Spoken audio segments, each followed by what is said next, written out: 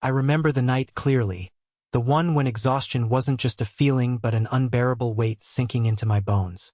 I had done everything I thought was right. I pushed myself to the gym harder than ever before, doubled down on my diet, slept what I believed was enough, and yet still woke up feeling drained, fogged, as if my body was quietly rebelling against me. I looked at myself in the mirror, searching for answers in the eyes of that tired man staring back. Why am I so exhausted when I'm giving my absolute best? I asked aloud, frustrated and helpless. The truth was hard to swallow. I realized almost everyone around me seemed to be trapped in the same relentless cycle. We train harder, push further, demand more discipline, thinking somehow our hormones, our energy, the very essence of our vitality, were prizes to be earned by sheer willpower. But no matter how much effort I poured in, that rush of strength, drive, and clarity never came. The harder I pushed, the more it felt like my body was clutching back, tightening rather than releasing. This disconnect between effort and energy isn't just something I experienced. It's a silent epidemic among men who believe that testosterone, the fuel of power and presence, is simply a reward for doing more. Somewhere along the way, I'd bought the narrative that more discipline equals more testosterone. But beneath that surface, my body was telling me a different story. That story whispered that it doesn't work that way. I wasn't failing because I wasn't trying hard enough. My body wasn't producing the strength I sought because it didn't see a safe environment within. And that was a revelation that shifted everything. I started noticing little things that felt off. Uneasy nights where sleep was restless, days when my mind wandered aimlessly despite caffeine and motivation, moments when my posture slumped under invisible pressure.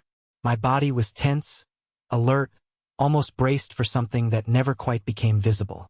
I realized something more profound was happening than just tired muscles or low energy. Something was eroding the foundation of my very vitality. I recall one evening after a long day that stretched endlessly like a rubber band. I sat on the edge of my bed and finally voiced what had been buried deep inside. I'm not just tired. I feel like I'm running on empty, but no one can see it. No one understands it, not even me. It was a strange admission, vulnerable and raw. Yet, in that moment, I felt a shift, as if naming the problem gave it weight and reality. It wasn't just about doing more or suffering less. It was about understanding what my body was silently begging me to hear. I began to pay attention to the signals I'd long ignored. The subtle unease beneath my skin, the heartbeat that didn't calm with rest, the restless mind bouncing from one worry to the next. Somewhere beneath the push to man up and keep going was a deeper truth. My body wasn't trying to be stubborn or lazy. It was trying to survive. And survival doesn't require raw power. It demands conservation, caution, quiet endurance. The realization echoed through me. If my body was stuck in this survival mode, no amount of extra training, discipline, or supplements would spark the energy I sought. I started to wonder, what if the problem wasn't about pushing harder? What if it was about creating an environment inside where my body felt safe? What if the journey out of exhaustion didn't begin with more effort, but with a profound invitation to rest, predictability, and balance? That question lingered, simmering beneath my thoughts like a quiet fire. What does it truly feel like for our bodies to trust the environment we live in, our internal environment? How can we create that sense of security so deeply that our natural strength and clarity return without force? And more importantly, how do we move through life when the endless, do more to become more mantra has only brought us to depletion? This is where my story intersects with yours. We live in a world that demands relentless output, yet the fuel we burn to power that output often comes from a place of subtle, chronic stress. Somewhere between the noise and the hustle, we lose touch with the signals our bodies send when things aren't right. I don't just want to tell you that you're not failing by being tired. I want to walk with you through the reasons why and how we can start moving toward renewal. This isn't about quick fixes or flashy promises. It's about rediscovering what happens when your body finally lets go of the constant alert, when it stops bracing for impact and begins to breathe. It's about realigning with rhythms that feel right, rhythms that whisper safety instead of alarm. I want to invite you to explore how our bodies interpret the world inside us and how that interpretation shapes our energy, our presence, and our ability to truly show up in life. By the end of this journey, I hope you'll see your exhaustion not as a failure, but as a signal, a signpost pointing to something deeper that wants your attention and care. It's a story of moving from fighting against your body to working in harmony with it. And as we move forward together, I'll share with you how to recognize the moments when your body trusts you again, and how to nurture that trust so your energy flows naturally. Not forced, not borrowed, but genuinely yours. Before we go any further, I want you to take a moment and ask yourself something that changed everything for me. What is it, right now, that takes away my body's sense of security? What feels unstable, unpredictable, or unsafe beneath the surface of my day-to-day life? Don't rush this. Let the answer come, and write it down if you can. You may find that simply naming this is the first step toward reclaiming your strength. This is the beginning, not of just another routine or program, but a real conversation with your body. The invitation to listen, understand, and heal is here, and I'm right beside you. The other night, I sat quietly in the dim light of my room, feeling the persistent hum of tension that had been lodged deep within me for weeks. It wasn't muscle soreness or fatigue from physical exertion. It was an intangible heaviness pressing from inside like an unresolved storm refusing to pass. I found myself gripping the wooden edge of the chair, as though anchoring myself would somehow break the invisible grip tightening around my chest. That's when I realized how much I had been overlooking the subtle signals my system was sending beyond mere exhaustion. It wasn't just about resting more. It was about untangling layers of nervous strain woven into every breath I took. Earlier that day, I had been caught in the usual whirlwind of deadlines and unexpected demands.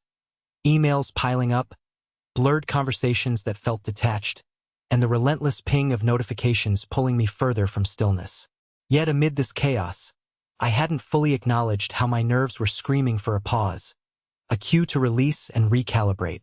Instead, I tried to shove these discomforts aside, masking them with cups of coffee and forced smiles. But pressure buried beneath the surface grows like an undercurrent, pulling us into a place of chronic alertness, even when the visible threats subside.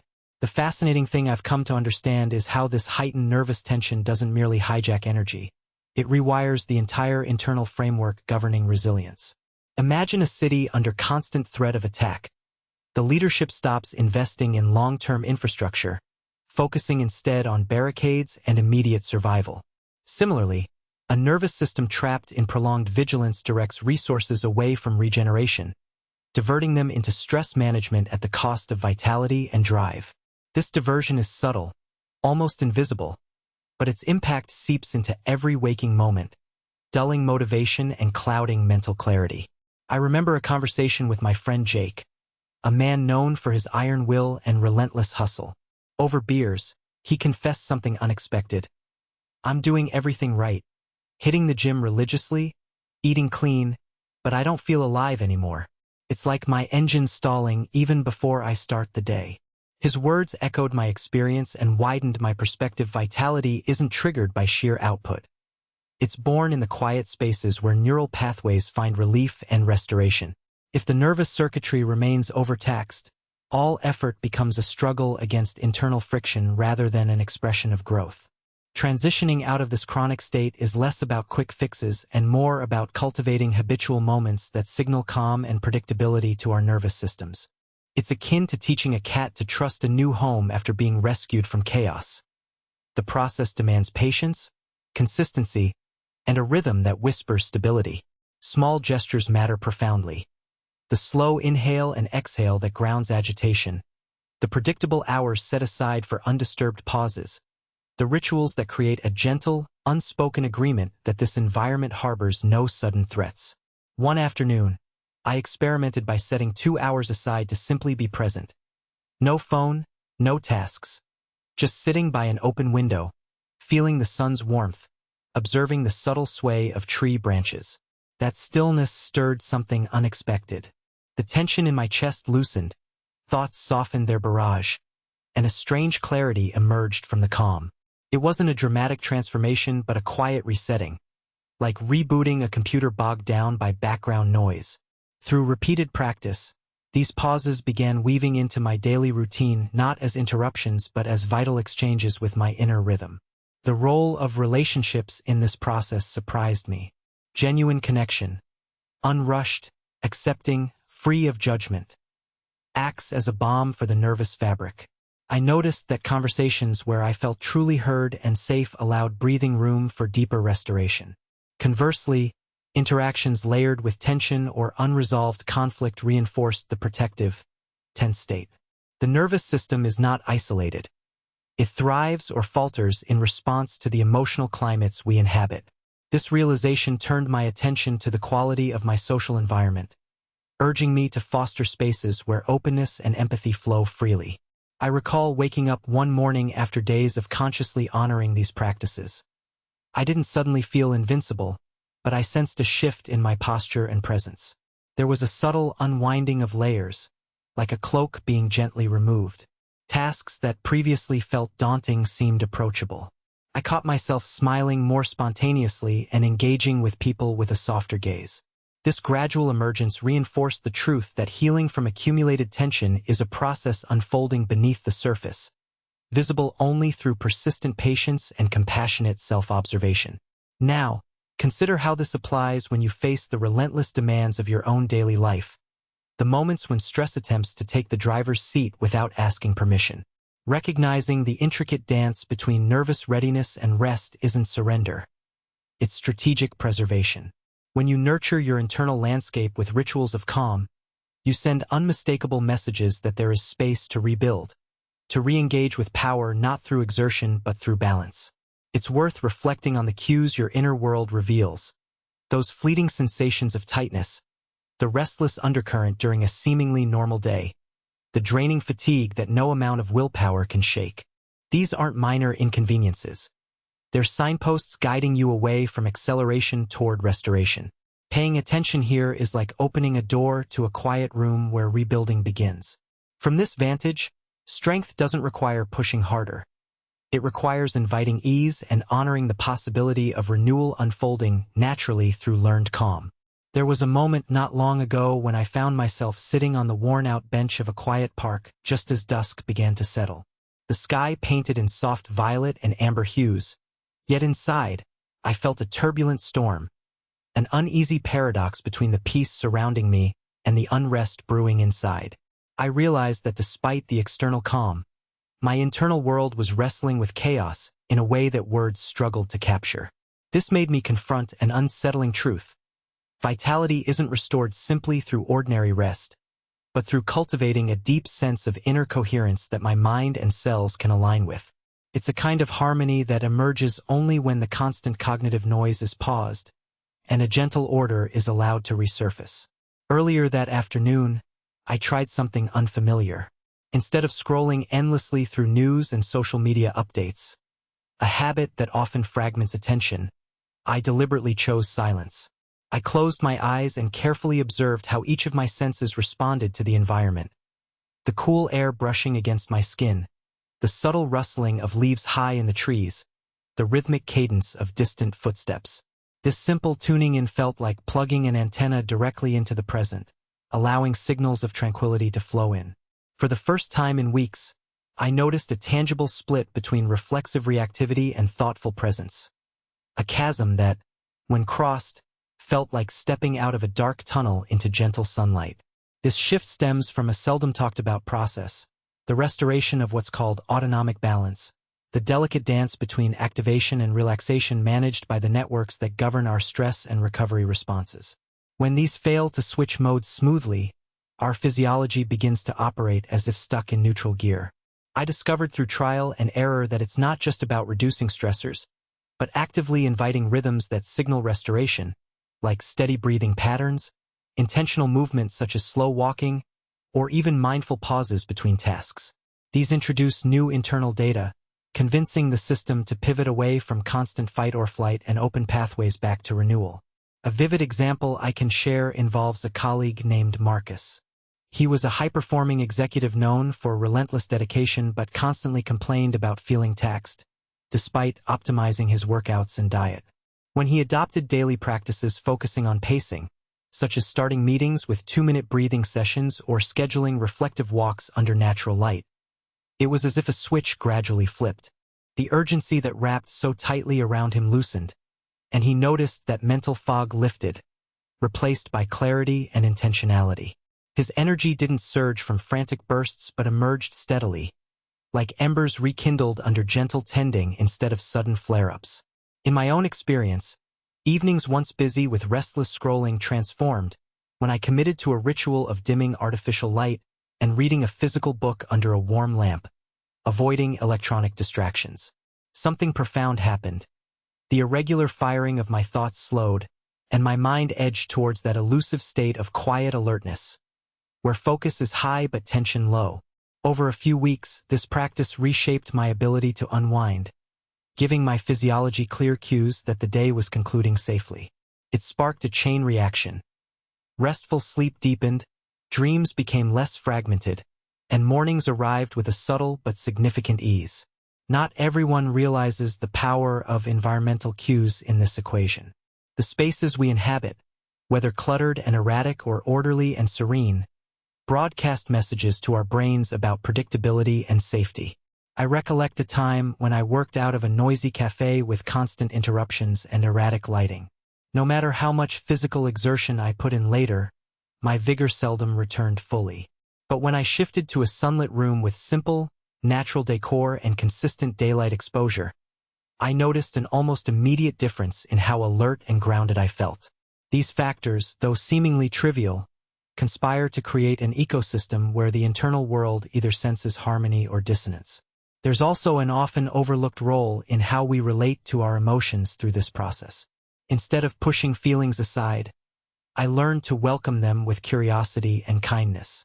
During a particularly tough week, when impatience and frustration bubbled up unbidden, I found solace in journaling, not to problem solve, but just to acknowledge what stirred beneath my surface. I wrote sentences like, "I see you there, tension," or "I hear the demand for rest." This gentle witnessing seemed to interrupt the cycle of harsh self-judgment that often intensified stress. By allowing those unsettled inner states space, the tight grip they maintained began to loosen, clearing the way for renewal. Now, consider what your environment, daily habits, and emotional openness communicate to your own system. Are these components orchestrating a consistent melody of comfort, or do they fracture your internal coherence? Sometimes, the greatest act of courage isn't to push harder but to step back, to adjust conditions, external and internal, that shape how energy unfolds. This perspective invites a radical redefinition of strength. Rather than measuring it by endurance alone, we measure it by the wisdom to pause, recalibrate, and create oxygen for true replenishment. When I think of these shifting tides I've navigated, I often recall an old worn riverbed I once saw during a hike. Once furious and wide, now slowed and meandering through gentle banks, fostering new life along its edges. Our internal currents, like that river, need moments when they ebb with trust, allowing fertile ground for growth instead of relentless erosion. Embracing this flow shapes energy not as a finite resource that depletes with use, but as a resilient current that regenerates when honored attentively, not forcibly. Late one evening, I found myself standing at the edge of a dense forest, the fading light casting long shadows over uneven ground. As I hesitated before stepping into the dim canopy, a sense of unfamiliar vulnerability washed over me. Not because the forest was threatening, but because it demanded surrender to an unknown pace. It was the first time I confronted the reality that healing my inner landscape required embracing uncertainty rather than controlling every detail. Until then, I had equated security with predictability and rigid schedules. Yet, the forest whispered a different lesson. True resilience blossoms through adaptation to subtle environmental cues, not ironclad routines. This experience led me to explore how attunement to natural variations can reshape internal signals of wellness. For years, I clung to the idea that strict adherence to routines guaranteed progress. But integrating occasional unpredictability, like shifting work hours, changing walking paths, or introducing light movement that felt spontaneous, began to teach my nervous system new patterns of flexibility. This interplay between structure and variation neared an equilibrium, a dynamic balance that no scheduled alarm clock or relentless checklist could replace. Somehow, the nervous networks found relief not in monotony, but in gentle surprises that signaled trust in their adaptability. I recall a vivid conversation with Eliana, a close friend who battled persistent fatigue despite disciplined self-care measures. She confided that her obsession with optimization ironically left her more depleted. Together, we experimented with loosening the grip of her daily agenda, allowing fluidity rather than rigidity to guide her afternoons. Surprisingly, after a few weeks of embracing playful spontaneity, unplanned coffee breaks, unexpected conversations, or even random acts of creativity, her energy shifted noticeably. It dawned on me that the nervous regulation I had long pursued thrived not only through calm predictability, but also through a calibrated openness that signaled safety amidst change. Another layer I hadn't considered until later was how our internal dialogue influences hormonal balance. I began tracking the narratives I told myself during downtime, whether I viewed rest as a guilt-ridden luxury or a necessary foundation. At first, I noticed a harsh critic lurking within. Any hesitation to power through was met with subtle internal scolding. Reframing rest as an act of stewardship rather than weakness became a quiet revolution. This mental pivot reprogrammed parts of my nervous system eager to receive affirmations that replenishment wasn't a betrayal of ambition, but its very source. I was struck by an evening when, after a challenging day, I let go of my usual checklist and simply allowed my mind to drift onto safe, comforting memories. As images of childhood laughter and gentle family voices arose, a warmth pulsed through me, not unlike the sensation of a fireplace's glow on cold skin. This emotional refuge sent biological signposts akin to a calm harbor, prompting my physiological systems to reduce vigilance and shift toward restoration. Moments like these revealed how emotional nourishment interweaves deeply with hormonal resurgence, painting a more holistic portrait of renewal than I ever imagined. The influence of tactile experiences also morphed into an unexpected source of reconstruction. I recall a friend introducing me to cold immersion therapy, brief dips into chilly water to reset sensation and nervous function. Though initially daunting, the rush of invigorating shock transformed into an empowering ritual. Each controlled exposure acted as a training ground for nervous flexibility, encouraging resilience at a cellular level. These physical provocations weren't punishments but invitations for the nervous networks to recalibrate thresholds between safety and stress more effectively, fostering vitality in surprising ways. As I wove these threads together, the personal practice of tracking patterns became indispensable. I started journaling not only events but nuanced changes in mood, body feeling, and mental clarity with fine granularity. Over time, clusters emerged. Certain meals coincided with sharper focus, specific movement sequences correlated with easier sleep onset. This empirical approach wasn't about rigid prescriptions but cultivating intimate awareness of how micro-adjustments reverberated through my system's chemistry and energy. It was like tuning a finely crafted instrument, listening closely for discordant notes and gently altering tension until harmony was restored. Now, consider your own environment beyond just routines. How do the textures of your daily sensory experiences shape your nervous system's trust? The creak of worn leather on a chair, the scent of fresh herbs during meals, the cadence of footsteps on varied surfaces.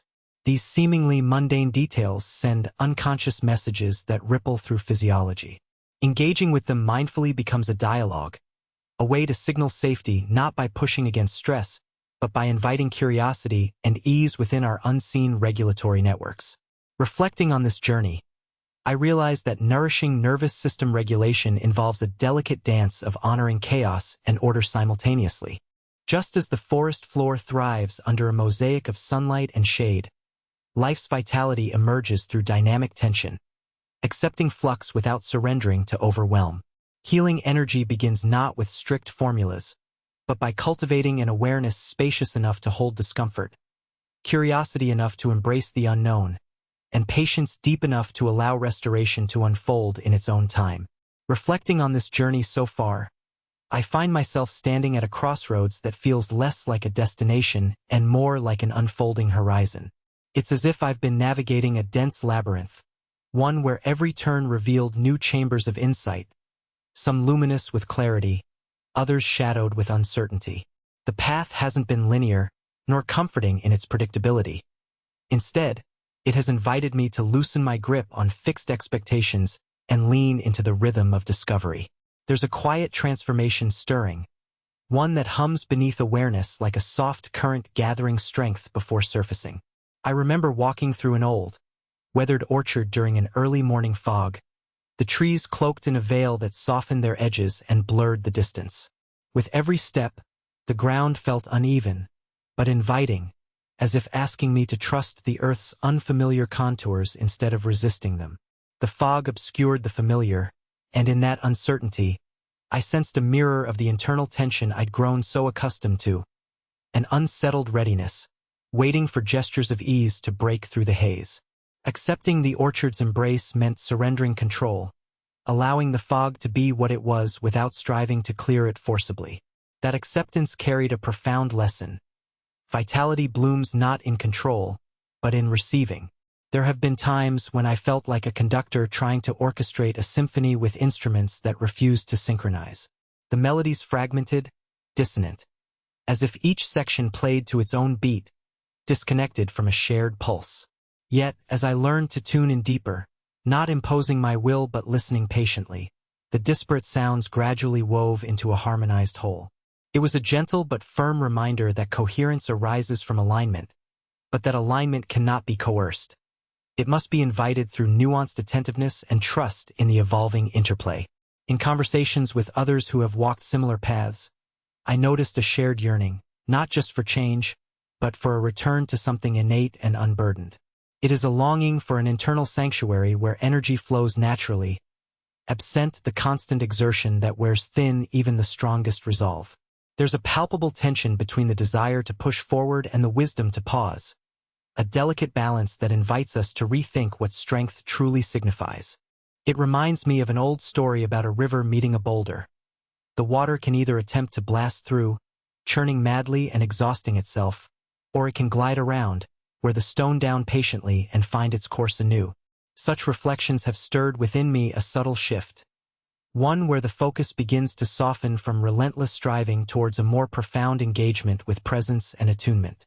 It feels like stepping out of harsh artificial light into a room warmed by a fireplace. The glow is steady, inviting comfort without demand. This shift isn't sudden or dramatic. It unfolds gently as trust deepens between mind and core, between intention and rhythm. In this quiet exchange, energy does not need to be wrestled from depletion, but can be coaxed into existence by honoring natural cycles and receptive spaces. There's a weight in this realization, an unspoken gravity mingled with relief.